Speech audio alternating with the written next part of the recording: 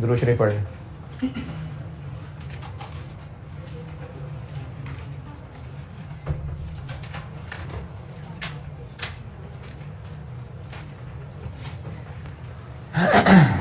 कल क्वेश्चन 10 कहा था करने को, क्वेश्चन 10 कर लिया।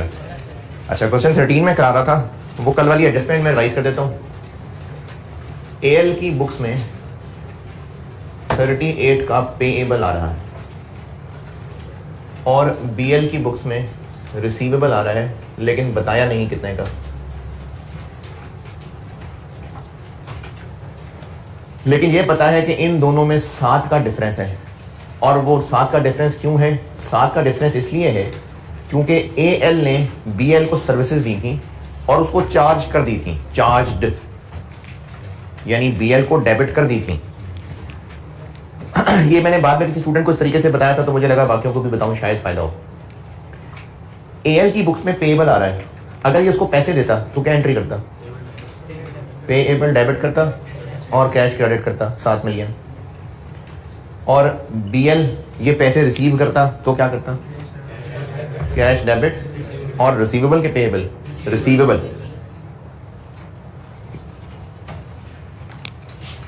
एएल ने पैसे देने की बजाय सर्विसेज देनी। इसको पैसे मिलने की बजाय सर्विस मिल गई। एएल चूंकि इसको डेबिट कर चुका, इसने एंट्री नहीं की, अब कर ले एक्सपेंस डेबिट और रिसीवेबल क्रेडिट। रिसीवेबल इसलिए क्रेडिट क्योंकि इसकी बुक्स में था ही रिसीवेबल। अगर बीएल ने उसको किसी बात के पैसे देने होते तो इसमें से ही काटता, इसलिए 7 मिलियन से एक्सपेंस बनेगा और रिसीवेबल क्रेडिट होगा। और फर्क चूंकि 7 की वजह से ही था, ये 7 हमने इसकी बुक्स में ठीक किया है कि बीएल की बुक्स में, तो इसका मतलब ये सही है। तो सही फिर 38 ही है, इसलिए इस एडजस्टमेंट करने के बाद 38 को दोनों जगह से एलिमिनेट कर दिया। अच्छा, इसके अलावा बैलेंस शीट समेटने में 2 बातें और। गुडविल की वर्किंग क्लोज करेंगे तो नेगेटिव गुडविल निकलेगी और वो नेगेटिव गुडविल पेरेंट की रिटेन अर्निंग में ऐड हो जाएगी।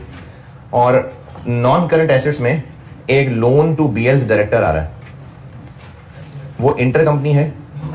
क्यों? वो बीएल के किसी डायरेक्टर को है, किसी इंसान को है, कोई बीएल को थोड़ी है वो, तो इसलिए वो इंटर कंपनी नहीं है। बाकी एसेट्स की तरह वो भी एक एसेट ही आएगा। बस ये बैलेंस शीट में बात बतानी थी आपको। मैंने बैलेंस शीट कहा था, आप दोबारा खुद ट्राई करिए। तो बैलेंस शीट में बताइए अगर आपने कुछ पूछना है, नहीं तो मैं इनकम स्टेटमेंट बनाता हूं। जी बताइए, बैलेंस शीट में कुछ पूछना है तो कंबाइंड सवाल। कल वाली सारी कहानी कहां तक पहुंची कि अगर इनकम स्टेटमेंट का ट्रायल वाला सवाल है तो इनकम स्टेटमेंट का सवाल है, लेकिन अगर बैलेंस शीट का ट्रायल वाला सवाल है तो आप सिर्फ एक एक्स्ट्रा वर्किंग कर रहे होंगे रिटेन अर्निंग्स का क्लोजिंग निकालने की, बस। बाकी फिर ये बिल्कुल नॉर्मल बैलेंस शीट का सवाल बन जाएगा।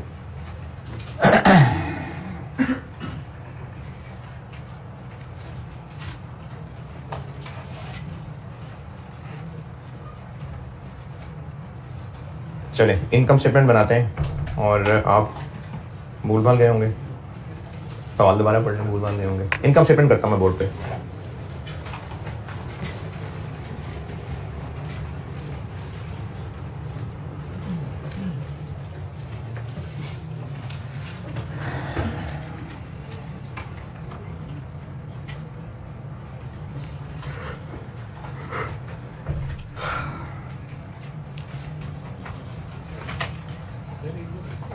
जी जी,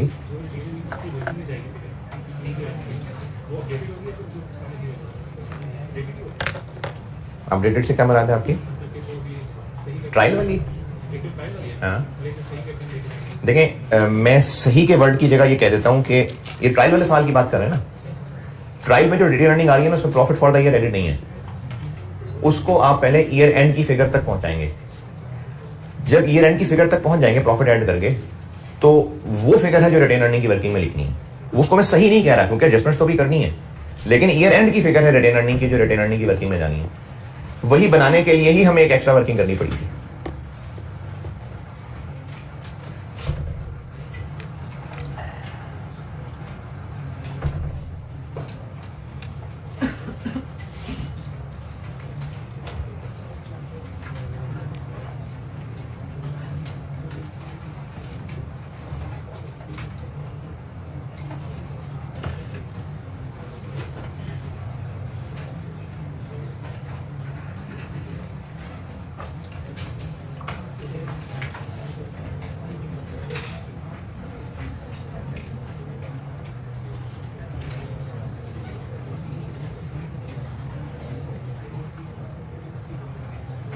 आपकी फारिश शक्लों से लग रहा है कि सवाल कोई नहीं पढ़ रहे। मैंने कहा था सवाल दोबारा पढ़ लें, पढ़ लिया। इनकम स्टेटमेंट बनाता हूं और ये एक्विजिशन ड्यूरिंग द ईयर वाला केस हो गया। तो इसमें फिर हम क्या करते हैं, एस की हर फिगर को 8/12 करते जाएंगे। तो फर्स्ट मई है इसलिए 8 महीने बनते हैं। स्प्रिंग 19 कर रहा हूं, एसओएफपी में कल बना चुका था। Group SOCI for the year ended 2018।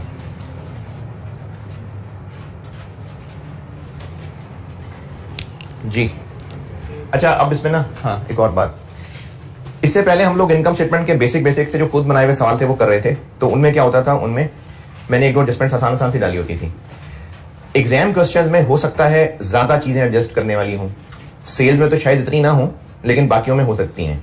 उसके लिए आई एडवाइज कि ब्रैकेट में रश मचा दिया तो आपसे मुश्किल ना हो जाए। इसलिए ना जो, तो अब जैसे सवाल में सेल्स है, पी एस को भी बेचता है, एस पी को भी बेचता है यस सर, यानी एस भी पी को बेचता है, पी भी एस को बेचता है। नहीं पढ़ा ना सवाल। पॉइंट नंबर 5, बस सिर्फ बीएल को बेचता है, यानी एक ही है इंटर कंपनी सेल। तो सेल्स हमें सवाल पढ़ के पता चल रहा है, क्योंकि सवाल पढ़ा होगा तो सॉल्व करना है कि इतना रश सेल्स वाले ब्रैकेट में नहीं है। तो सेल्स वाले ब्रैकेट को बेशक ब्रैकेट में कर लें, अदरवाइज आपको कॉस्ट ऑफ सेल्स और अदर इनकम, इनमें नॉर्मली जगह ज्यादा चाहिए होगी। तो उनको ब्रैकेट में करने की बजाय अलग वर्किंग में लिख लिया करेंगे। जब ज्यादा रश मचता है ना तो आपसे खुद भी, एक तो ब्रैकेट की जगह कम पड़ जाती है, आप पेज के ऊपर ब्रैकेट के ऊपर कर रहे होंगे, ब्रैकेट की जगह कम पड़ गई। दूसरा, बगैर नामों के प्लस प्लस माइनस माइनस करे जा रहे हैं। तो इसलिए बेहतर है कि कॉस्ट ऑफ सेल्स और अदर इनकम, बल्कि सिर्फ मैं दो नाम क्यों बोल रहा हूं, आपने सवाल पढ़ा और आपको जिस भी लाइन आइटम में लग रहा है कि दो को एडजस्टमेंट्स भी होंगी, उनको फिर ब्रैकेट में रहने दें। एसओएफपी में चल जाता है, क्योंकि एसओएफपी में इतनी चीजें हैं, को पीपी में थोड़ी 3600 एडजस्टमेंट्स होंगी, दो एडजस्टमेंट्स होंगी मुश्किल से। तो एसओएफपी ब्रैकेट में बिल्कुल चल जाता है, बिल्कुल चलाइए। लेकिन एसओसीआई में एक आधी लाइन आइटम में ज्यादा चीजें भी आ जाती हैं, तो ब्रैकेट की बजाय मैं आज आपको एक और तरीका बता देता हूं। Sales, cost of sales, GP, आगे क्या है, operating expenses, other income, finance cost नहीं है, पीवीटी, टैक्स। टैक्स की खैर है ब्रैकेट में लिखना, कितना 403288 और एड और बस।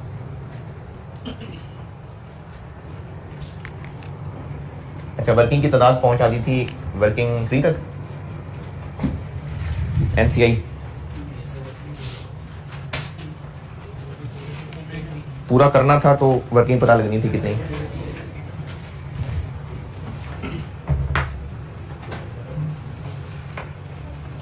पूरा किया है बैलेंस शीट।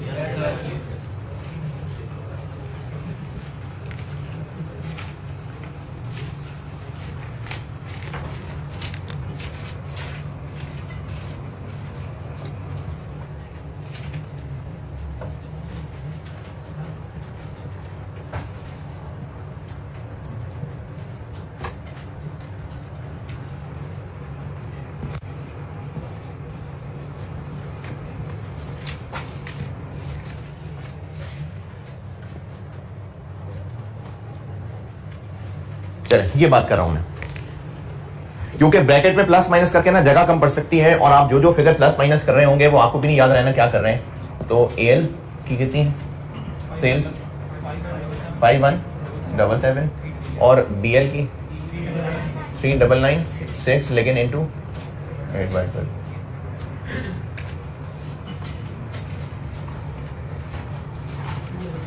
टू 664।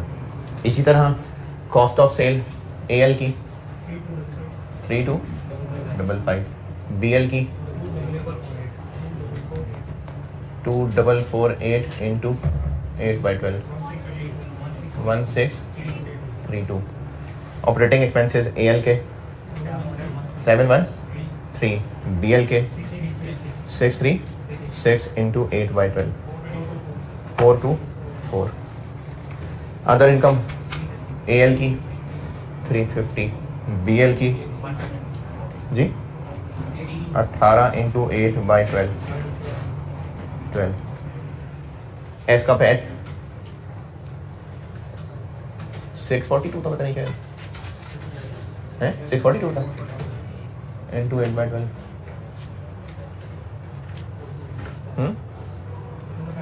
4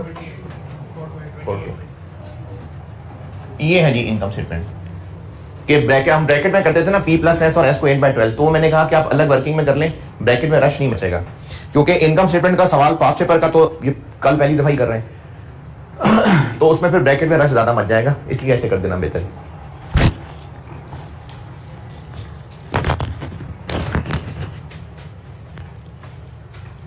ये मैदान सारा सजाएं फिर खेलते हैं।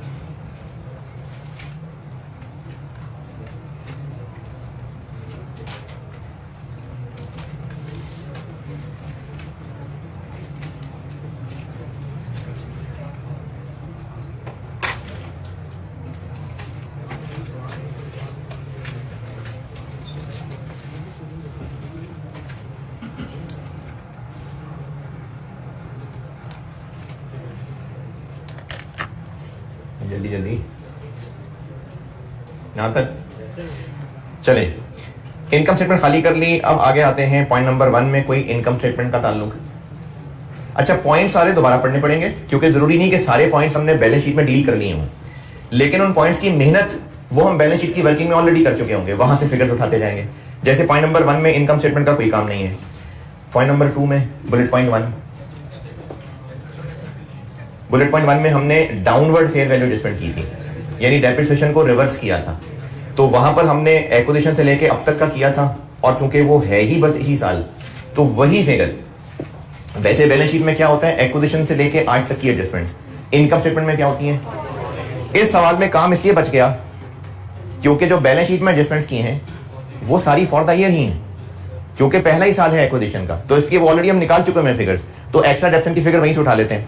रिटेन अर्निंग की वर्किंग में निकाली थी, बिल्डिंग की एक्स्ट्रा डेप्रिसिएशन रिवर्स की थी हमने 3, तो अब रिवर्स करना है, क्या करूं, एक्सपेंसेस में से माइनस ये ऑपरेटिंग एक्सपेंसेस, यहां से हम कर देंगे माइनस, क्या थी 3, और एस के पैट में ऐड 3, कैलकुलेट कर चुके होंगे।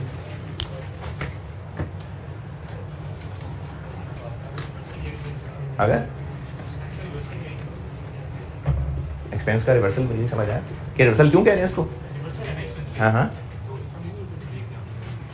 इनकम नहीं बनाएंगे, जो एक्सपेंस एस ने लिखा हुआ है उसको कम करना है हमने, जो डेप्रिसिएशन उसने लिखी हुई है उसको कम कर रहे हैं हम, वरना तो एंड पे प्रॉफिट में ऐड करते हैं सारा कुछ। मकसद तो प्रॉफिट निकालना नहीं होता ना, मकसद सारी लाइन आइटम्स को सही प्रेजेंट करना होता है। सेल्स को सेल्स ना लिखा तो इनकम लिख दें, प्रॉफिट तो फिर भी आ जाएगा, लेकिन सही जगह प्रेजेंट करना जरूरी होता है। बुलेट पॉइंट 2, ब्रांड की मोनेटाइजेशन फॉर द ईयर निकाल चुके हैं ऑलरेडी, कितनी है, तो एक्सपेंसेस में आ जाएगी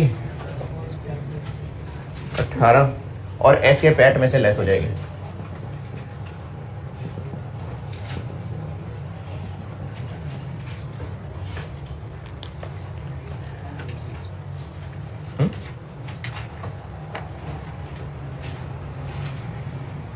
पॉइंट नंबर 3 हो गया। पॉइंट नंबर 4 में से क्या करें? पॉइंट नंबर 4, ये वर्किंग 2.2 की हुई है कल। इसमें हमने 19 को नहीं डील करना, हम 20 और 1 को अलग अलग करना है। 20 का क्या करें? अदर इनकम से निकाल देते हैं। 20 और जो उसके ऊपर एक्सेस डेप्रिसिएशन है उसका क्या करें? वो इधर एक्सपेंसेस में से निकाल लें।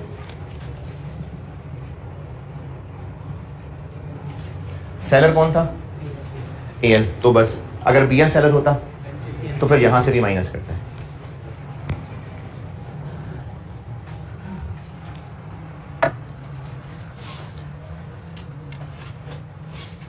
अच्छा, मैंने आपको यूआरपी की कहानी सुनाई थी एक दफा के, सेल ऑफ पीपी के आई कैप में पुराना वर्जन चल रहा था, फिर मैंने उसको फॉलो करके एडजस्टमेंट करवाई थी। तो उसको वो पूरा एक केस बना के एग्जांपल दे के ICW पे कागज़ लगा के उनको एक्सेप्ट किया था। ये ना स्प्रिंग 19 से पहले की बात है। तो स्प्रिंग 19 अटेम्प्ट का जब सोल्यूशन आया तो जो भी बात उन्होंने कही, हाँ जी एक्सेप्टेड है आई कैप की तरफ से। अब क्योंकि मैंने सारी डिस्कशन यूआरपी को सामने रखते हुए की हुई थी, यानी मैंने सारी डिस्कशन समझ लें 19 समझाने के लिए की हुई थी इस सवाल का ना 19, मैंने सारा वो सिनेरियो ही बैलेंस शीट को सामने रख के लिखा था। तो अब आई कैप ने उसको एक्सेप्ट कर लिया, ठीक है। तो जो इनकम स्टेटमेंट का सवाल आया तो इसके सोल्यूशन में उन्होंने 19 वही अदर इनकम से निकाला था। समझ नहीं आई मैंने क्या कहा। तो इनकम स्टेटमेंट में नहीं 19 को डील करना था, इनकम स्टेटमेंट में तो पूरे 20 को निकालना था। तो वो इनकम स्टेटमेंट में फिर उन्होंने 19 को ही कर दिया था डील। चलिए छोड़ें ignore. Point number 4 done. Point number 4 done. Point number 5, एक तो इसमें सेल है वो एलिमिनेट होनी है, और कितनी है वो? 40 मिलियन जी। 40 मिलियन नहीं, 40 तो कॉस्टिंग है, उसमें 20 ऐड करके फिर उसने इसको बेचना था 48। अब ये इंटर कंपनी सेल है, तो इंटर कंपनी सेल है तो यहां से भी लेस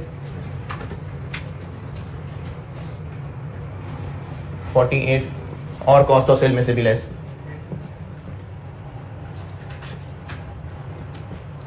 48 ओके।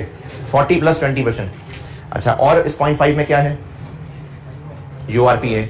यूआरपी को क्या करते हैं? कॉस्ट ऑफ सेल में करते हैं add.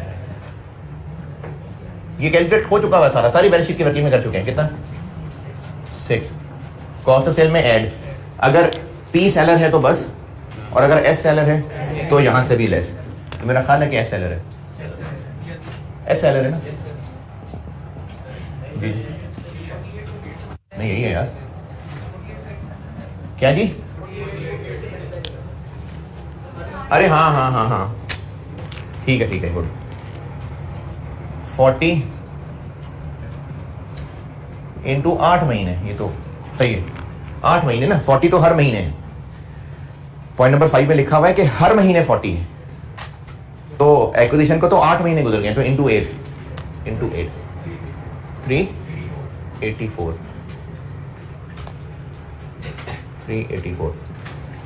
Inter company sale eliminate हो गई और यूआरपी कॉस्ट ऑफ सेल में ऐड, और चूंकि एस सेलर था तो इसलिए एस के पैड में से लेस।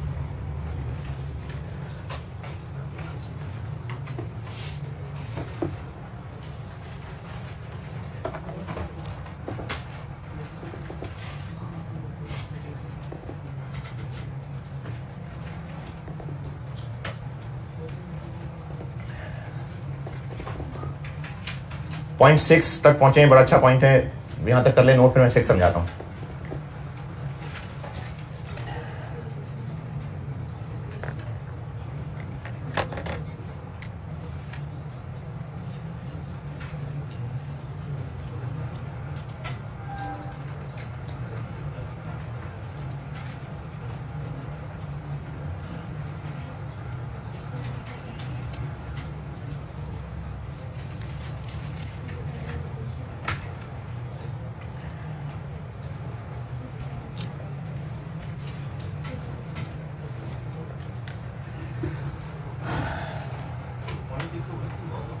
क्या जी? हाँ तो कोई बात नहीं, आपने देखें अब ये 25 नंबर का सवाल है। इस सवाल में जो कल हमने बैलेंस भी सॉल्व की थी 0.6 एक अच्छा ट्रिकी पॉइंट था। बाकी आप बाकी सारे सवालों को कंपेयर करके देख लेना, तकरीबन 60-70% सेम काम हो रहा होता है कंसोलिडेशन के हर सवाल के अंदर। तो इस पे मैंने इसकी इतनी उम्मीद बांधी हुई है कि आपने इसकी प्रैक्टिस जब की होगी तो इस 18-20 नंबर के सवाल में से हर एक एवरेज स्टूडेंट 12-13 नंबर इजीली ले सकता है। और वो तभी होगा अगर आपने पहले प्रैक्टिस की होगी, वरना आपसे 1.5 घंटे में सवाल नहीं होना ये वाला। इसलिए पूरा पूरा लिख के किया करें प्रैक्टिस। 0.5 तक done. Point number 6, balance sheet में इसका काम क्या था कि अगर किसी ने गलती की हुई है तो पहले गलती ठीक कर ले, उसके बाद रिसीवेबल पेएबल को एलिमिनेट कर दे। इनकम स्टेटमेंट में क्या काम होगा? अगर किसी ने एरर किया हुआ है तो इनकम स्टेटमेंट में भी एरर ठीक करना है, और उसके बाद क्या एलिमिनेट करना है? इनकम और एक्सपेंस। पहले तो देखते हैं कि एरर किया हुआ है किसी ने, बिल्कुल किया हुआ है, तो वो तो ठीक कर नहीं लिया था, वो बैलेंस शीट में हमने रिटेन अर्निंग में ठीक किया था। उसको देख के खुद ही शर्म करके इनकम स्टेटमेंट नहीं ठीक हो गई, हमें खुद करना पड़ेगा। तो पहले तो एरर ठीक करते हैं। एरर किसकी किताबों में है? बीएल की। क्या एरर है? कि इसने 7 मिलियन को एक्सपेंस नहीं बनाया हुआ। तो पहले तो हम एक्सपेंस बना लेते हैं, मैनेजमेंट सर्विस को यहां बनाते हैं एक्सपेंस 7, और बस अगर एस ने इसको एक्सपेंस ही रिकॉर्ड नहीं किया तो पैड भी गलत है ना उसका, तो यहां से भी लेस। तो पहले तो हम ये एरर ठीक कर लेते हैं।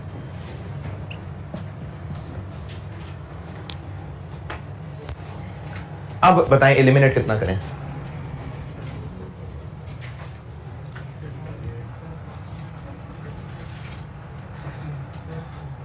जी 16 या 23, 16 या 23। इसमें देखना पड़ेगा कि 16 किसकी फिगर बताई हुई है। 16 क्योंकि आपको 16 फिगर बताई किसकी है? एएल की के बीएल की। तो एएल तो सही कह रहा था, total management fees charged by AL to BL since acquisition amounted to 16 million. AL ठीक कह रहा है।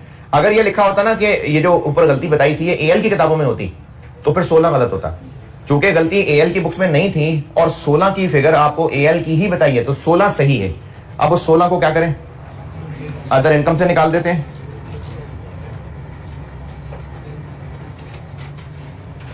और ऑपरेटिंग एक्सपेंस में से निकाल देते हैं।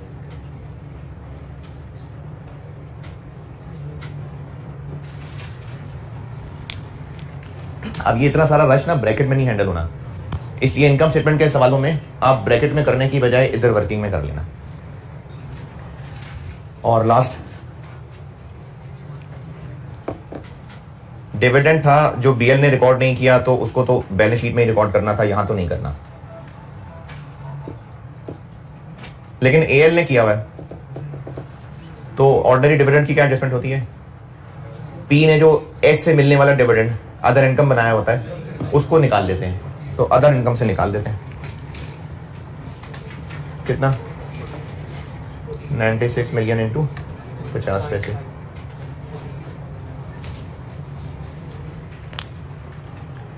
बस हो गया।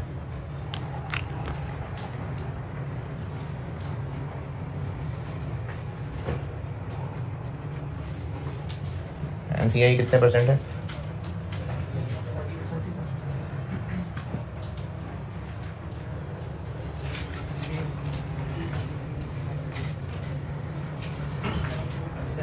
सेवन 4 5 7 4 5 0 नहीं, ये 1 1 4 2 अदर इनकम जी 27। हाँ 278 से ज्यादा एक चीज मिस हो गई, वो कल बोर्ड पे नहीं की थी ना इसलिए मिस हो गई। बैलेंस शीट आपने जब की होगी ना पूरी, वो कल बोर्ड पे नहीं ना लिखी थी तो याद नहीं रही। जब आपने बैलेंस शीट की होगी तो आप इनकम स्टेटमेंट बनाते हुए उनकी फिगर्स को भी नजर मारते रहिएगा। इससे फायदा ये होगा कि अगर सवाल में कुछ स्किप हो गया तो उन वर्किंग पे नजर आ जाएगा। चूंकि मैंने बोर्ड पे लिखी नहीं थी कल इसलिए स्किप हो गई।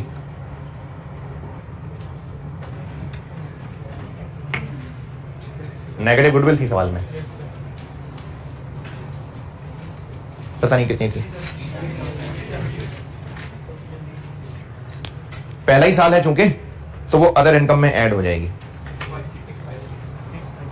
6 5 6 3 9 2 4509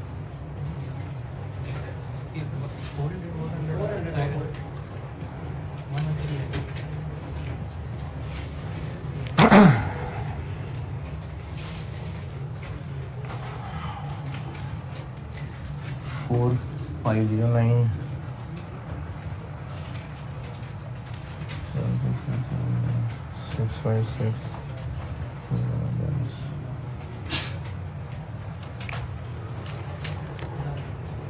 सेल्स हो गई 7457, कॉस्ट ऑफ सेल बन गई 4509, ऑपरेटिंग एक्सपेंसेस हो गए 1142, ये क्या हो गया 2948,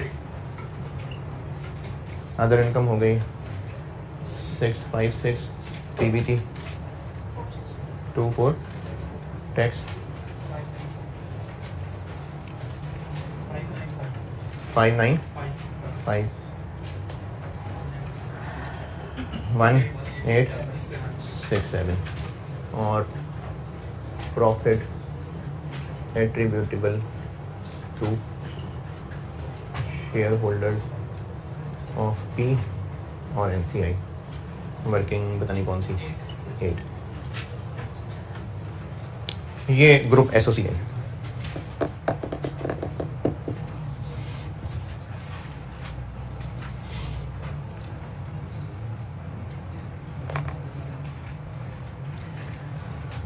इसको नोट करिए, फिर मैं एसोसिएट कराता हूं और उसका एक सवाल करता हूं।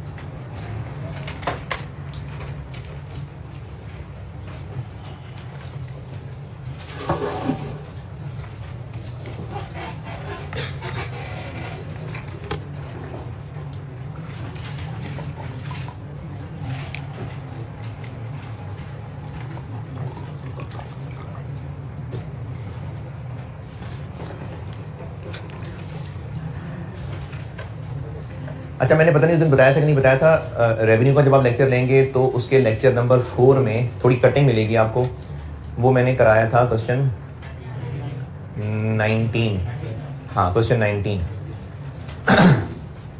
तो आप खुद सॉल्व करिएगा, हो जाएगा, क्योंकि वो मैंने चीज़ समझा दी हुई थी, बस उसका सवाल सॉल्व किया था।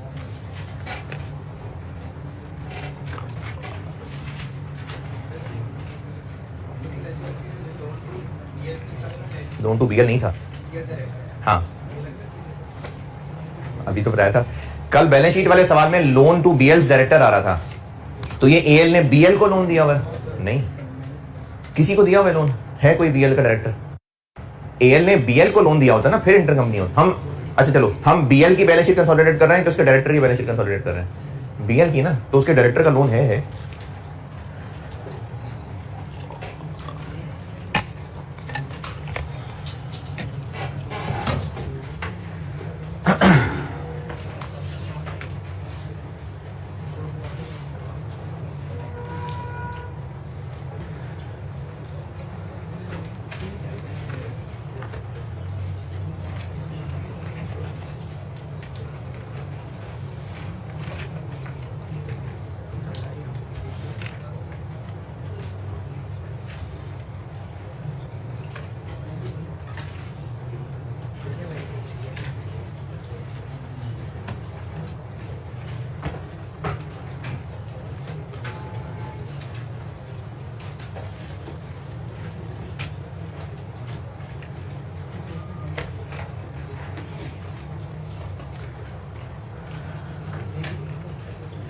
ठीक है, नोटेड।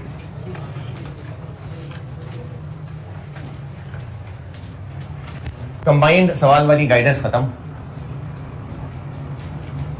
लास्ट चीज और आसान सी चीज है, एसोसीआई का सवाल हो और साथ एसोसिएट हो तो बता रहा हूं कि क्या करना है।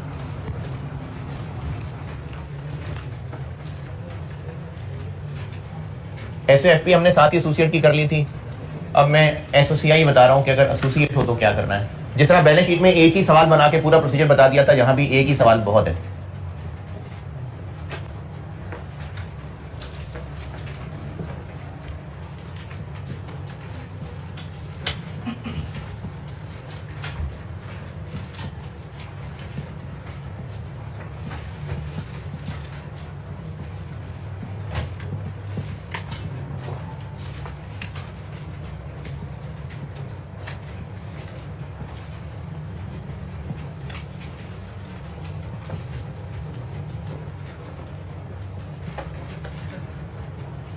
अच्छा, मैं बार बार रिवैल्यूएशन गेन लिख देता हूँ। रिवैल्यूएशन गेन होता है एक आपके लेवल पे ओसीआई आइटम, और एक वो IFRS 9 वाला fair value gain low.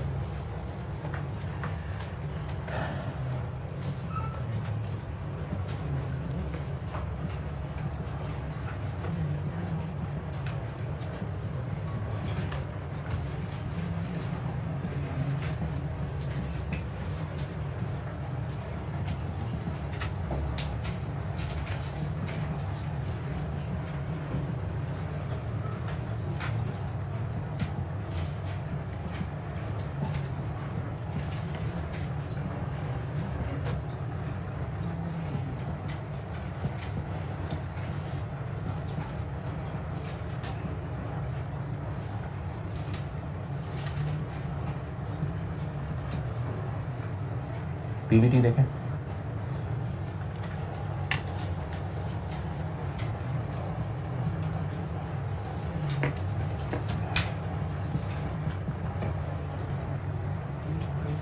To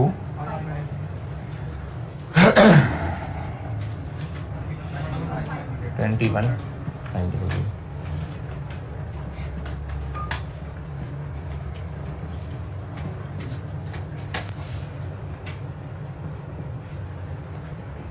pad 25,000 22,500 और 19,500।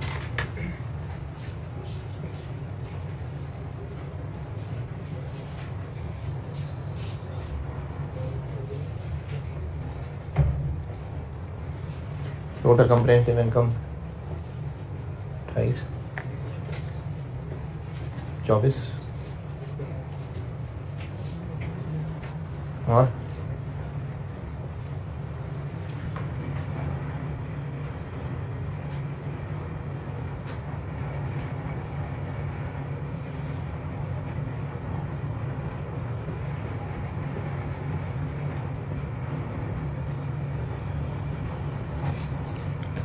चल ये सवाल है, और इससे सिखाता हूँ आपको ग्रुप SOCI।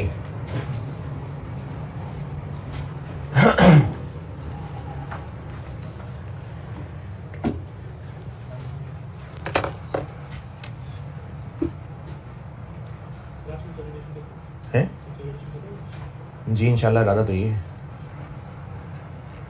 वो भी तब अगर आपको एक पास पेपर का सवाल मैं भी कराई दूं, नहीं कराऊंगा तो अभी खत्म बस।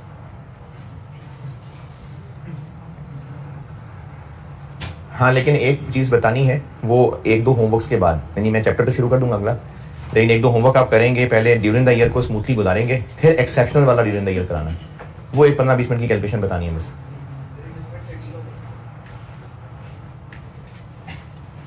इनकम चैप्टर में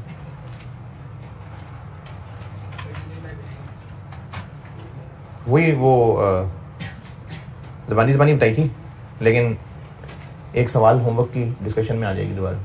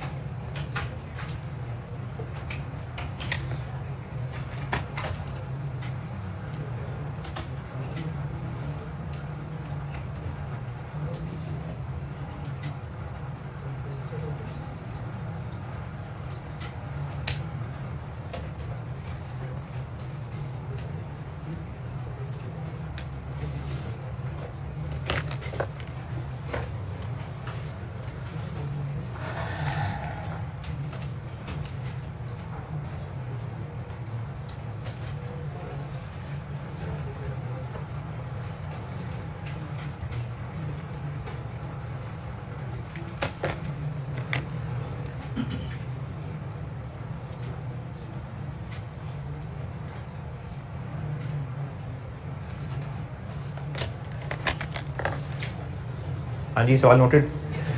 अच्छा, जैसे एस को करते हैं ना मेन वैसे ही है।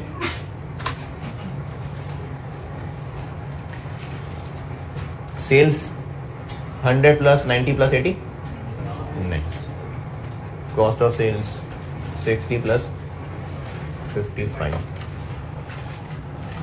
190 115 GP 75 operating expenses 10 plus 9 finance cost 3 plus 2 other income 2 plus, एक लाइन छोड़ी है मैंने इसके बाद,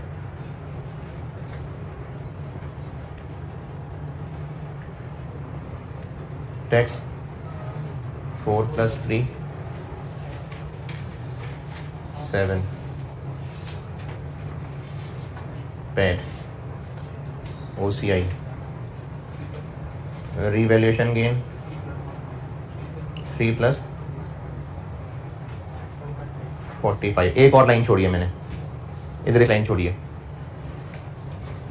टोटल कंप्रिहेंसिव इनकम। ये 2 लाइनें छोड़ी है मैंने, एक यहाँ छोड़ी है और एक यहाँ। प्रॉफिट एट्रीब्यूटेबल टू, अच्छा मैंने एडजस्टमेंट तो कोई डाली नहीं, तो ब्रैकेट में ही कर देता हूँ। 22,500 का 30%, 6 और total comprehensive income attributable to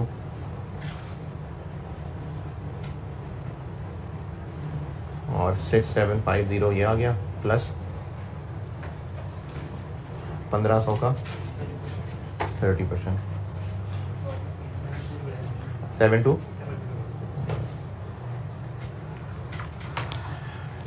ये तो P प्लस एस हो गया। यहां तक पहुंचे, फिर नई बात बताता हूं कि एसोसिएट का क्या करना है।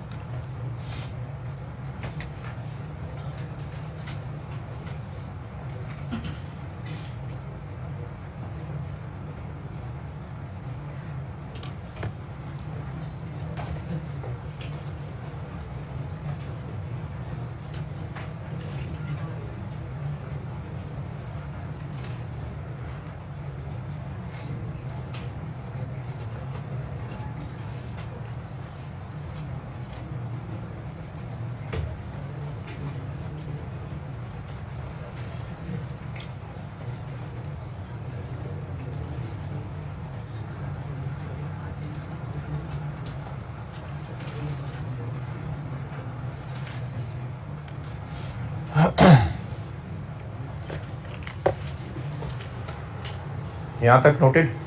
अच्छा, ये तो हो गए पी और एस की एसोसिएट। बैलेंस शीट में एसोसिएट का क्या करते हैं? इन्वेस्टमेंट तो चलो है ना, एक्स्ट्रा क्या करते हैं? इन्वेस्टमेंट तो बुक्स में है ना भाई, मजीद हम क्या करते हैं? अदर रिजर्व्स और रिटेन अर्निंग्स पे हिस्सा लगा के अपने अदर रिजर्व्स और अपनी रिटेन अर्निंग में ऐड कर लेते हैं। यहां क्या करें, उसकी रिटेन अर्निंग पे हिस्सा लगा के अपनी रिटेन अर्निंग में ऐड कर लेते हैं, उसके अदर रिजर्व पे हिस्सा लगा के अपने रिजर्व में ऐड कर लेते हैं। यहां पर क्या करें, उसके प्रॉफिट पे हिस्सा लगा के अपने प्रॉफिट में ऐड कर लेंगे और उसके ओसीआई पे हिस्सा लगा के अपने ओसीआई में ऐड कर लेंगे। ए का प्रॉफिट कितना, 19,500, तो उससे हिस्सा लगा के हम अपने प्रॉफिट में ऐड करेंगे इधर इसे ऊपर। तो यहां पर एक लाइन आ जाएगी, share of profit from associate, या प्रॉफिट का वर्ड ना भी हो, फ्रॉम एसोसिएट भी काफी है।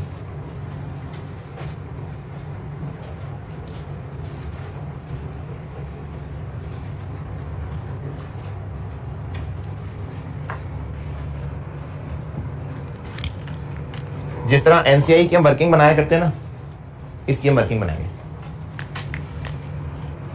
कितना है ए का प्रॉफिट, 19,500, इस पे लगा देंगे 48। अभी चूंकि कोई एडजस्टमेंट नहीं थी इसलिए इसको ब्रैकेट में कर सकते थे, लेकिन इसमें एडजस्टमेंट है। तो जिस तरह वहां पर हम अदर रिजर्व्स का हिस्सा लगा के अदर रिजर्व में ऐड, रिटेन अर्निंग पे हिस्सा लगा के रिटेन अर्निंग में ऐड, तो यहां पर यही सलूक हम प्रॉफिट और ओसीआई के साथ करेंगे। तो ये बन गया 4875, ऊपर से आ जाए नीचे 5952,375, 52,375, 4,5,625।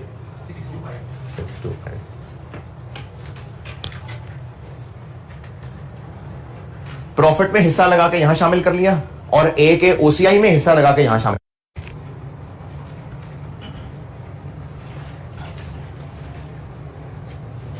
और ये ब्रैकेट में काफी है। ए का ओसीआई कितना, 1200, 300, बस ये एसोसीआई में एसोसिएट।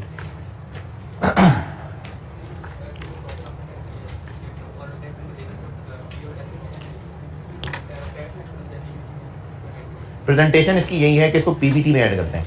अगर आपको यह लग रहा है कि पीबीटी में ऐड करने से ये ज्यादा आएगा, फिर दोबारा इस पे टैक्स रेट लग जाएगा, ये कह रहे हैं आप।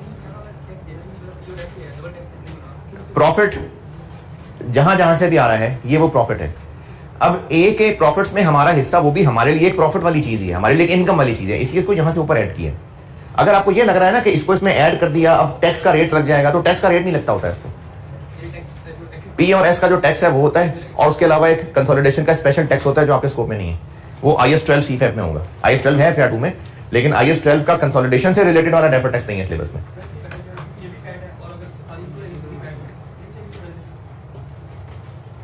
और ये आखिर में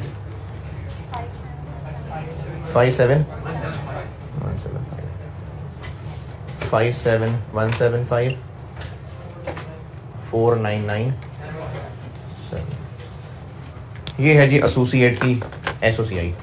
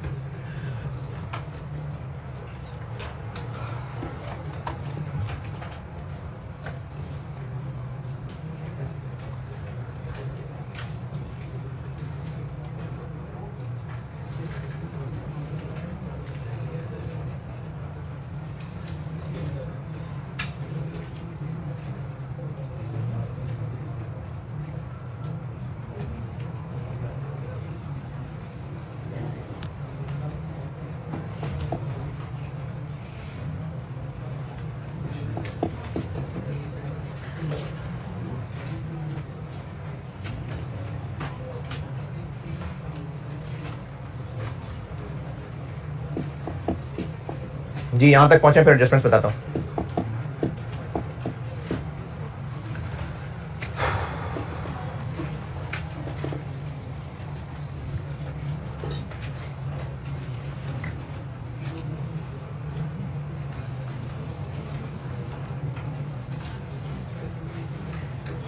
अच्छा, कंबाइंड वाला एक सवाल होमवर्क और दे रहा हूं ताकि आप ना ड्यूरिंग द ईयर वाले एक दो सवाल करें ताकि मैं एक्सेप्शन वाली बात बता सकूं। क्वेश्चन नंबर 11 ये होमवर्क है, एसओसीआई वाले चैप्टर का 430 पेज। कल क्वेश्चन 10 किया था ना, तो क्वेश्चन नंबर 11 होमवर्क है, पेज 430, सब्सिडरी एसओसीआई वाला चैप्टर। कंबाइंड सवाल की प्रैक्टिस और दे रहा हूं। क्वेश्चन नंबर 11, यार होमवर्क करने हैं अभी, एक एक दो आज 37 वाला काम ना करना, अभी चलने हैं होमवर्क, क्योंकि ये कंसोलिडेशन बड़ी जरूरी है मेरे लिए कि आप इसको कंफर्म तसल्ली करके आगे बढ़ रहे हैं। तो क्वेश्चन नंबर 11 होमवर्क है, पेज 430, एसओसीआई वाला चैप्टर, क्वेश्चन नंबर 11। नहीं, आप टारगेट तो 100% नहीं करें ना। वैसे तो एवरेज स्टूडेंट जिसने भी इस चैप्टर को किया हुआ है ना, वो पेपर में मुझे उम्मीद है कि 70-80% कंसोलिडेशन आराम से कर लेगा, अगर उस वक्त वैसे मत नहीं मारी तो, वरना कर लेगा। लेकिन आप इसको 100% टारगेट करें ना, आप इसको टारगेट ये करें कि ये तो करना ही करना ना 18 नंबर, फिर 32 नंबर की लड़ाई रह जाएगी पीछे।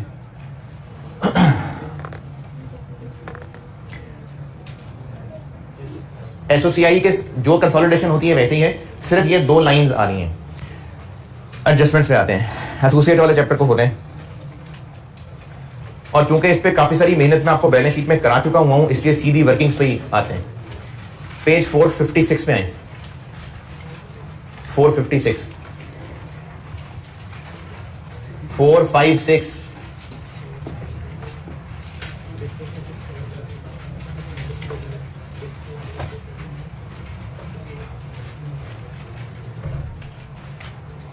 पेज 456। ये जो वर्किंग यहां हो रही होगी, इस पे 25% लगा के हमने इधर लाना है। अच्छा, अब बैलेंस शीट में क्या क्या एडजस्टमेंट्स पड़ी थी? एक इन्वेस्टमेंट इन ए की इंपेयरमेंट थी, नेगेटिव गुडविल पड़ी थी, यूआरपी पड़ा था, फेयर वैल्यू एडजस्टमेंट थी, यही चीजें थी। तो अगर इनका ताल्लुक इनकम स्टेटमेंट से बन जाए तो उनको भी कुछ ना कुछ करना पड़ेगा। इंपेयरमेंट के लिए क्या करें? अगर इन्वेस्टमेंट इन ए इंपेयर हो गई है, for the year impairment loss बताया हुआ। अच्छा, ये ध्यान रख लीजिएगा कि इधर फेस पे ए सिर्फ यही है, इधर नहीं है कहीं। वो पी और एस की कंसोलिडेशन हो रही होती है कि गुडविल का इंपेयरमेंट लॉस हम यहां ले आते होते हैं।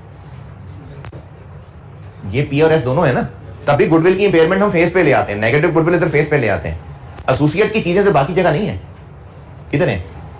सब इसी लाइन में ये जो है, इसलिए जो भी एसोसिएट के एडजस्टमेंट है सब इसी के अंदर छुपी हुई है। तो impairment loss for the year बताया हुआ है आपको इन्वेस्टमेंट इन ए का, क्या करें? इसमें से इसमें से इसमें से इंपेयरमेंट लॉस पे कोई दोबारा शेयर नहीं लगाना होता। जब कभी करेंगे ना रिवाइज कभी, तो आप देखेंगे बैलेंस शीट में इन्वेस्टमेंट पढ़ाते हुए इंपेयरमेंट उसमें नहीं किया था उस पे ऊपर शेयर, ये वो इन्वेस्टमेंट इन ए ही इंपेयर करके बताई हुई। तो इसमें से लेस नहीं, ये शेयर लगाने के बाद इसमें से लेस। देखें पेज 456 पे, एक बार एस के पैड पे शेयर लगा लिया, उसके बाद उसमें से इंपेयरमेंट लेस हो रही है, और नेगेटिव गुडविल हो तो ऐड हो जाएगी। वहां भी हम लोग आउटर कॉलम में इनको ऐड लेस करते थे। अच्छा, यूआरपी तब बताया था गुड्स का और पीपी दोनों का क्या ट्रीटमेंट थी बैलेंस शीट में। एक तो हमने 1500 नहीं ट्रीट करना था, 600 करना था, एक तो हिस्सा करना था, और करना क्या था?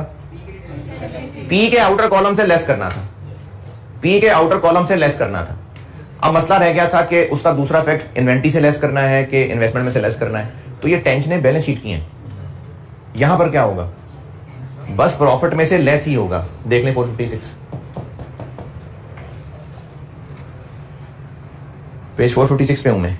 चाहे पी ने बेचा हो चाहे ए ने बेचा हो, हम रिटेन अर्निंग की वर्किंग में भी चाहे पी ने बेचा हो चाहे ए ने बेचा हो, रिटेन अर्निंग में से आउटर में से लेस ही कर रहे थे ना, वही काम अब भी करेंगे। तो वो यहीं से लेस होगा, क्योंकि यहां पर कुछ है नहीं ना, जो कुछ है वो इसी में छुपा हुआ है और फिगर यहां लानी। ठीक है, चाहे पी ने बेचा हो चाहे ए ने बेचा हो, चाहे गुड्स का यूआरपी हो चाहे पीपी का यूआरपी हो, यहां 456 पेज यहां से लेस। और क्या रह गया इस पे? और अगर फेयर वैल्यू एडजस्टमेंट होती है तो बैलेंस शीट में ये किया था कि उसको हम सिर्फ गुडविल की वर्किंग में लाते हैं, देखने के लिए गुडविल है कि नहीं, और फिर उसके ऊपर एक्स्ट्रा डेप्रिसिएशन ये किया हुआ है इन्वेस्टमेंट इन एसोसिएट पढ़ाते हुए। ए की रिटेन अर्निंग में से माइनस, उसके बाद उस पर 25% लगाया था। तो अब किस में से माइनस? इसमें से माइनस, उसके बाद 25% लगेगा। ये पेज 360 456 वर्किंग वन सारी देख लें। ये वही सारी चीजें जो मैं बैलेंस शीट में कर चुका हूं।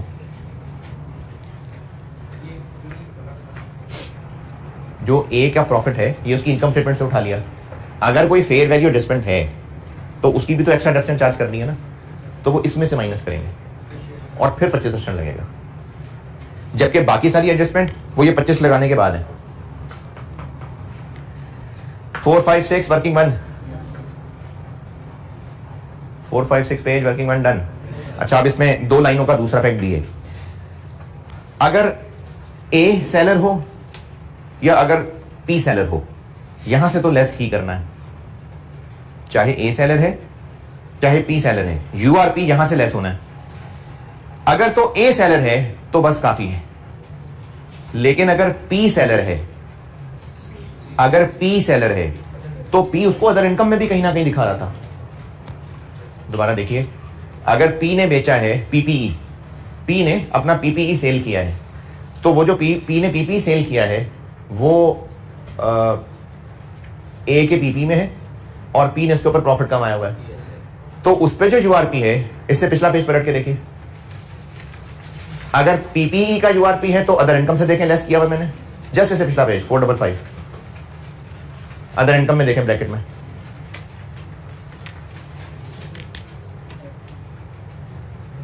पेज पे एसोसीआई का फेस बनाया हुआ भाई मैंने। अदर इनकम में ब्रैकेट में देखें, बोल्ड भी किया हुआ मैंने। क्या माइनस करना है? पीपी वाला यूआरपी अगर पी टू ए सेल है, ये बात दोबारा सुनिए, अगर पी टू ए सेल है चाहे ए टू पी सेल है, यहां से तो माइनस करना ही है। लेकिन अगर ए टू पी सेल है तो बस, और अगर पी टू ए सेल है तो पीपी वाला अदर इनकम से माइनस करना है। और अगर गुड्स वाला है, ऊपर देखें, नहीं मेरी तरफ नहीं, उधर 4 लाइनें ऊपर देखें 4 लाइनें ऊपर देखें कॉस्ट ऑफ सेल में ऐड करना है।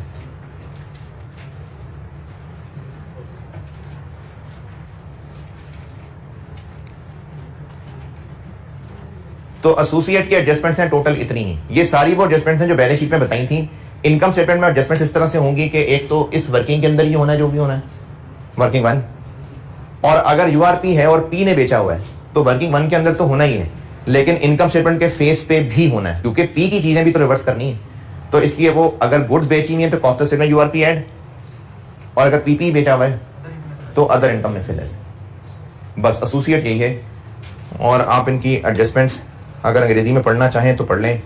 451 पेज से लेके मैंने 452 पेज तक लिखी हुई है। पेज 451 और 452 पढ़ना है तो पढ़ लें।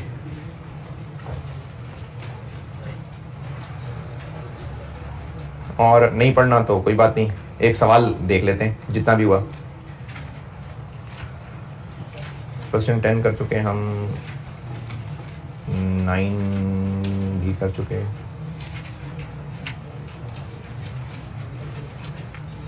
क्वेश्चन 8 पढ़ लें जी।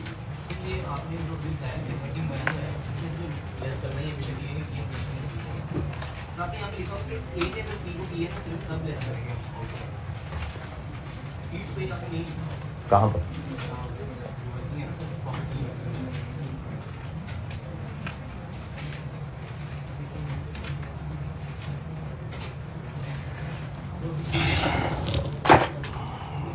सॉरी भाई, गलती हो गई। लिखा सही हुआ है, बोल गलत रहा था। वर्किंग वन वो रिटेन अर्निंग में था कि जिसको मर्जी बेचा हो। हाँ सही है, मैं बोल गलत रहा था। 456 लिखा सही हुआ है मैंने, बोल गलत गया था। ए टू पे हो तो यहां से लेस करना है, पी टू ए हो तो ऊपर फेस से लेस करना है। 456 वर्किंग वन लिखा सही हुआ है, बोल में उल्टा गया था। ए ने बेचा है तो यहां से लेस करना है, और अगर पी ने बेचा है तो इनकम स्टेटमेंट के फेस से लेस करना है। इनकम स्टेटमेंट की फेस सारी और वर्किंग वन सारी लाइनें ध्यान से देख ले, मैं उल्टा बोल गया था। आप इनकम स्टेटमेंट का फेस सारा देख ले, तसल्ली से लिखा सही हुआ है, और वर्किंग वन ठीक से देख लें। पेज 455 और 456, इसमें से किसी भी फिगर में कुछ पूछना है तो पूछें।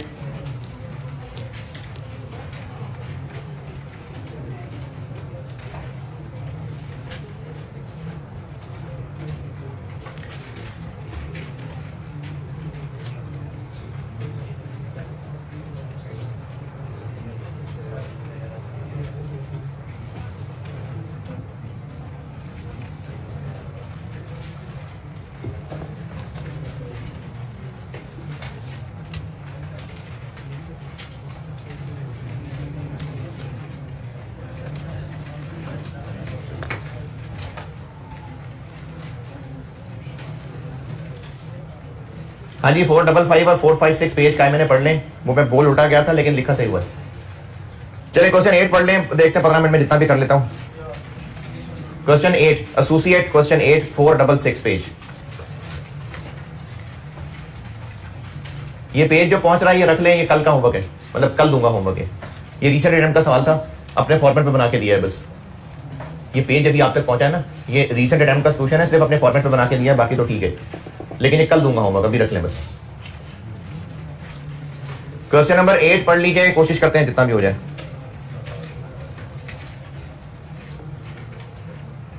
Page 466 question 8।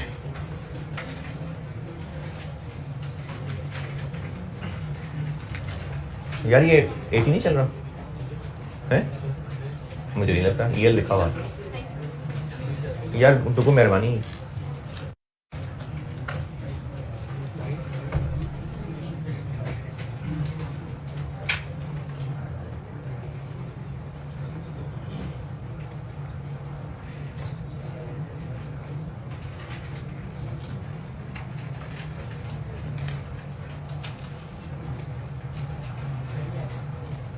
अच्छा रख दे, मैं ले लेता हूँ। ये पेज अभी बांटा है या ना मिलाऊं किसी को, उधर वापस चलना है, उधर वापस चलाना है। इधर हो गया पूरा।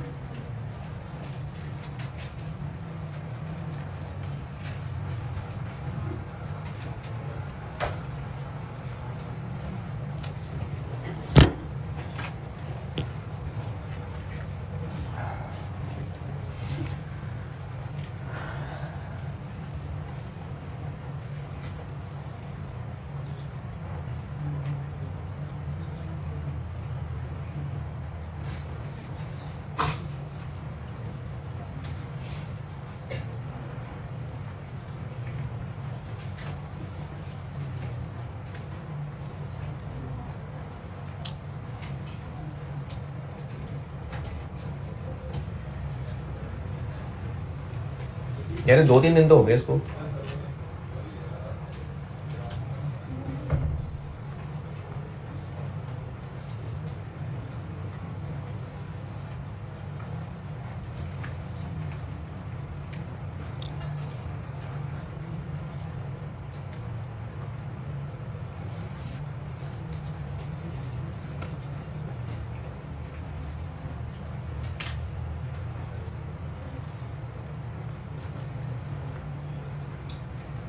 यार छोड़े रहने दें, रुक जाए।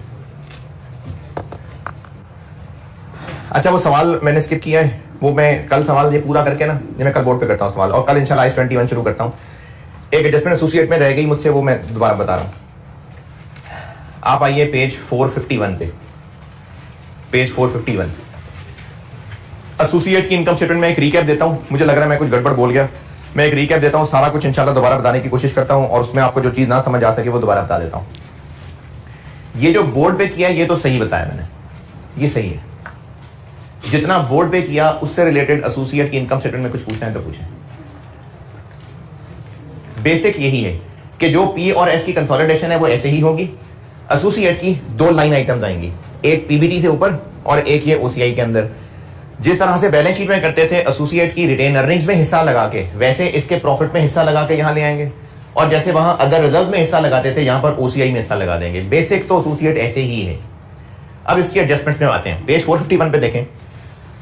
नंबर 1 एडजस्टमेंट, इन्वेस्टमेंट इन एसोसिएट का अगर इंपेयरमेंट लॉस बताया हो, ये गुडविल की इंपेयरमेंट है। जो हम लोग बैलेंस शीट में एसेट्स में एक इन्वेस्टमेंट इन एसोसिएट लिख रहे होते हैं वही इंपेयर हो गया, यानी पी का एक एसेट कहा है कि इंपेयर हो गया है, तो इस पे कोई परसेंटेज लगाने की जरूरत है नहीं, बस इसका लॉस, बस पेरेंट ही का लॉस है तो उसको एक एक्सपेंस बनाना है। लेकिन इनकम स्टेटमेंट के फेस के ऊपर उसकी जगह रखने की बजाय इसी के अंदर डाल देते हैं, क्योंकि इसी से तो रिलेटेड है, तो इसमें शामिल करने के लिए बेहतर है कि हम इधर वर्किंग में इसके साथ शामिल कर लें। तो एडजस्टमेंट नंबर 1, अगर इंपेयरमेंट लॉस बताया हो इन्वेस्टमेंट इन एसोसिएट का तो क्या ट्रीटमेंट करें, इसकी वर्किंग में शेयर लगाने के बाद यहां से लेस। Adjustment 1 done. पी का एक एसेट था इन्वेस्टमेंट इन एसोसिएट, लेकिन पी का कौन सा एसेट, एसोसिएट ना, तो जब उस एसोसिएट की हमने जगह अलग रखी हुई है ये चैप्टर ही अलग रखा हुआ है कि एसोसिएट से रिलेटेड जो भी है वो यहीं बताओ, बस एक अलग चैप्टर है इनकम स्टेटमेंट का। तो इसलिए इसी के अंदर बजाय इसके कि यहां पर हम कहीं एक्सपेंस इनकम बनाएं, इसी फिगर के अंदर ही जो एडजस्टमेंट करनी है वो यहां कर देंगे। तो इसलिए इसी में से लेस कर देते हैं। हाँ जी, आके पेजेस को बचे हुए तो दे दें वापस इसको। ये जो भी पेज बांटे हैं कोई बचे हैं वो वैसे ही बेटा वापस कर दो, वो ले लेगा वहां से।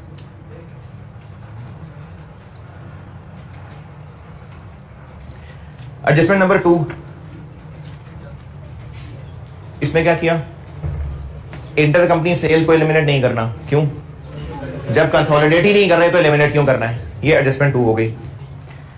Adjustment number 3, URP. अच्छा, अब इसको कैलकुलेट कैसे करना है? कैलकुलेट तो जैसे बैलेंस शीट में किया था कि अगर यूआरपी 2000 है, ऐसी खुद से यूआरपी ले रहा हूं और अपना हिस्सा 25% है, तो बैलेंस शीट में भी हमने यही काम किया था कि यूआरपी की फिगर कैलकुलेट करने के बाद ये हिस्सा भी लगता है। ये 500 रुपए आ गया। अब इस 500 का क्या करना है वो बताता हूं। अगर ए सेलर है, तो यूआरपी उसके प्रॉफिट्स में से माइनस होना चाहिए। ए सेलर है तो यहां से लेस। और अगर पी सेलर है तो पी के प्रॉफिट्स में से होना चाहिए। पी के प्रॉफिट्स तो इधर ऊपर है कहीं। अब उसमें लेस करना है प्रॉफिट्स में से। प्रॉफिट में से लेस करने के 2 तरीके हो सकते हैं, सेल में से माइनस कर दे, लेकिन एक प्रेजेंटेशन ये है, यानी किताबों में जो प्रेजेंटेशन चलती है, कॉस्ट ऑफ सेल में ऐड कर दे। ये बात दोबारा सुनिए, यूआरपी 500 रुपए है। अगर ए ने पी को बेचा है तो ए के प्रॉफिट्स में से माइनस होना चाहिए, और अगर पी ने बेचा है तो पी के प्रॉफिट में से होना चाहिए। अगर ए ने बेचा है तो यहां से माइनस, और अगर पी ने बेचा है तो इधर से माइनस होना चाहिए था। सेल में से माइनस भी किया जा सकता था, मकसद तो प्रॉफिट्स को कम करना है ना, या कॉस्ट ऑफ सेल में ऐड कर लें। तो चूंकि एक प्रैक्टिस चल रही होती है यूआरपी की, क्या कॉस्ट ऑफ सेल में ऐड करना, तो इसलिए कॉस्ट ऑफ सेल में ऐड कर लेंगे। ये एडजस्टमेंट नंबर 3 है कि अगर पी ने बेचा है तो कॉस्ट ऑफ सेल में ऐड कर लें, और अगर ए ने बेचा है तो वो वर्किंग 1 में से माइनस कर लें। प्रेजेंटेशन नहीं सही होती ना, हम यहां पर जो ये लिखते हैं उसमें से ये माइनस करते हैं तो जीपी आता है। अब प्रेजेंट ऐसे किया होगा कि दिस माइनस दिस, ये आ ही रहा होगा, आपने इसमें से कुछ माइनस कर लिया होगा, तो या तो इसमें से माइनस कर लें या इसमें ऐड कर लें। तो प्रैक्टिस ये है कि कॉस्ट ऑफ सेल में ऐड कर लें। जी,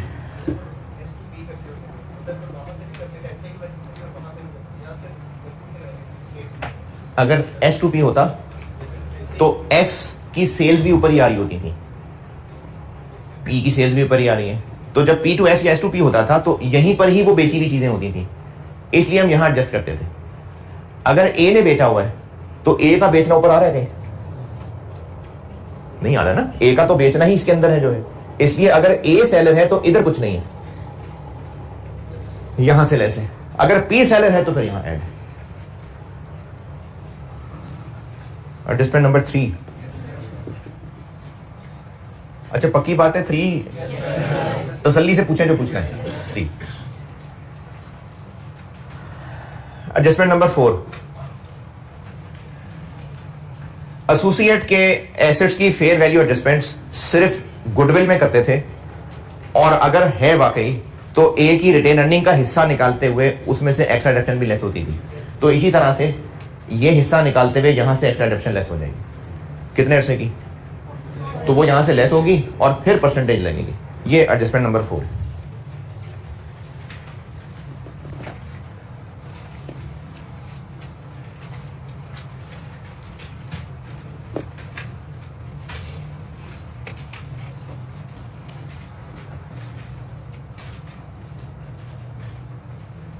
एडजस्टमेंट नंबर 5, अगर पीपीई बेचा है ए ने तो यूआरपी को किसमें से माइनस होना चाहिए? ए ने बेचा है ए में से, तो यहां से लेस, और अगर पी ने बेचा है तो अदर इनकम में से लेस। अगर ए ने बेचा है तो यहां से लेस, पी ने बेचा है तो यहां से लेस। और यूआरपी का शेयर पूरा प्रॉफिट एंड डिस्पोजल नहीं, वो पी और एस में हम लोग पूरा प्रॉफिट अदर इनकम से उड़ाते थे, क्योंकि ग्रुप पॉइंट ऑफ से वो कोई ट्रांजेक्शन नहीं थी। अब पी और ए ग्रुप का हिस्सा नहीं होता है, तो इसलिए हमने ये वाली एडजस्टमेंट बस सिर्फ इस 500 की ही करनी है। एडजस्टमेंट नंबर 6,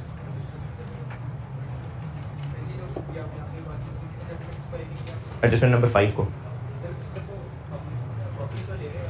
नहीं, हम लोग पी और एस वाले में क्या करते थे कि पूरा प्रॉफिट अदर इनकम से निकालते थे, पूरा प्रॉफिट, जबकि एसोसिएट में अच्छा वो इसलिए निकालते थे क्योंकि ग्रुप पॉइंट ऑफ व्यू से वो कोई डिस्पोजल ही नहीं है। जब डिस्पोजल नहीं है तो प्रॉफिट और डिस्पोजल किस बात का, लेकिन एसोसिएट को बेचना है डिस्पोजल। एसोसिएट ग्रुप का ऐसा नहीं होता। अगर एक चीज पी एस को बेच रहा है या एस पी को बेच रहा है, वो चीज ग्रुप के अंदर ही है, वो डिस्पोजल ही नहीं है। लेकिन अगर पी ए को बेच रहा है तो बस बेच दिया किसी को, इसके पूरा प्रॉफिट नहीं अदर इनकम से निकलेगा, बस सिर्फ ये एडजस्टमेंट की अमाउंट अदर इनकम से निकलेगी। एडजस्टमेंट नंबर 6, अगर पहले साल का सवाल है और नेगेटिव गुडविल है, बैलेंस शीट में क्या करते थे, रिटेन अर्निंग में ऐड करते थे और इन्वेस्टमेंट इन ए में ऐड कर देते थे। इनकम स्टेटमेंट में क्या करेंगे, यहां ऐड, यहां नेगेटिव गुडविल ऐड कर देंगे। ये एडजस्टमेंट नंबर 6 है। और 7 बताता हूं, 8, अगर ए को खरीदे हुए पूरा साल नहीं हुआ तो यहां पैट लेने की बजाय उसको n/12 कर देंगे। नंबर 7 एडजस्टमेंट, ये समझ लें। एडजस्टमेंट नंबर 7 समझें,